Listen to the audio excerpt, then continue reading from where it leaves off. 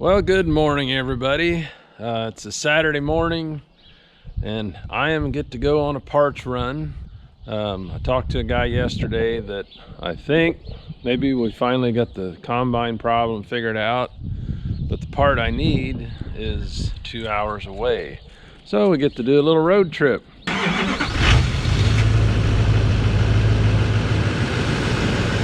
We'll let the truck warm up a little bit. We'll go let Seth's puppies out.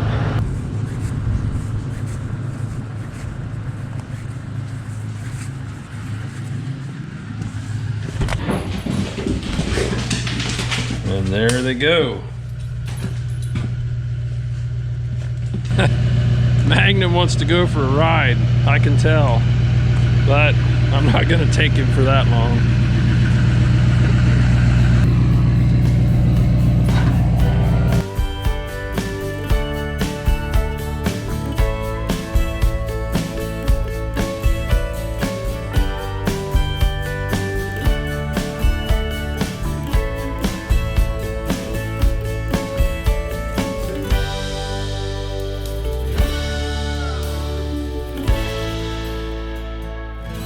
So I made it down here to Carlinville, Illinois, the Seavers Implement sign, and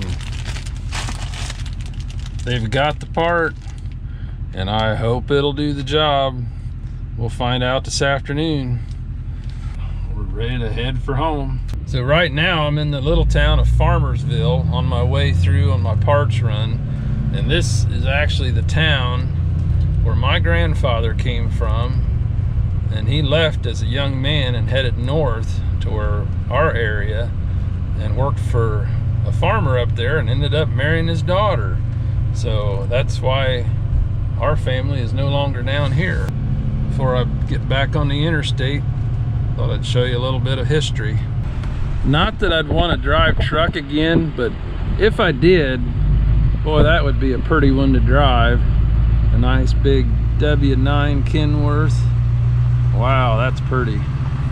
We're just about home. We just hit the gravel road coming up to the farm. Gonna get some coveralls on because it's a little bit cool and windy. And grab the other truck, head over and try to pop this part in, and let's see if it works. We're back here in the shed. Got my nifty little switch here in my hand, so we're gonna go up and see if we can install it without making too big of a mess.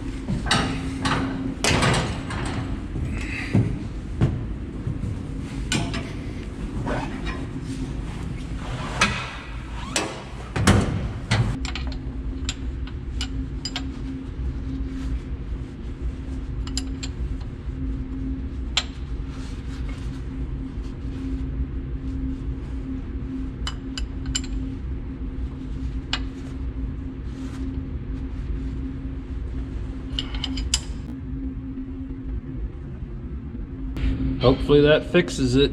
We will know in a little bit. We're gonna put the head on and go out and give it a try.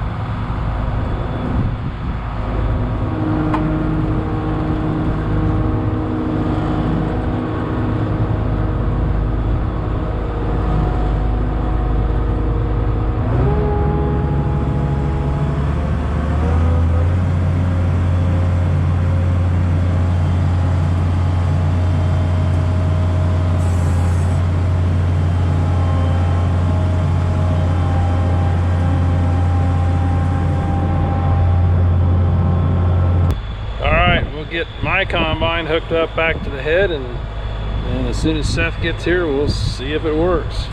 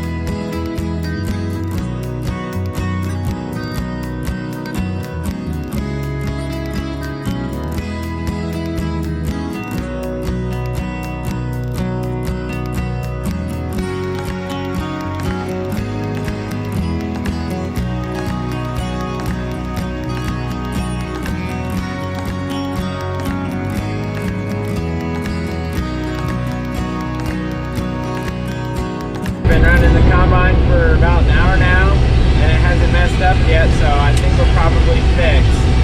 I'm not sure if we're going to keep using this combine though, because it doesn't have as big as sieves, and it's having a really hard time getting this replanted corn clean.